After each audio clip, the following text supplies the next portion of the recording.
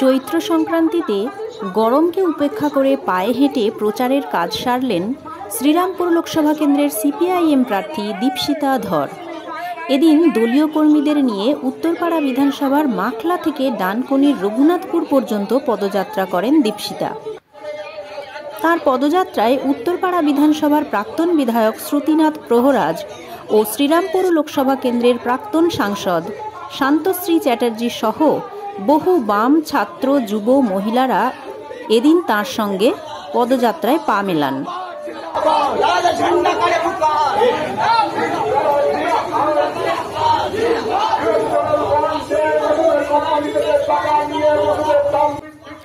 কৃষিকাজ ইউটিউব চ্যানেলে আপনারা দেখলেন ভোটের খবর।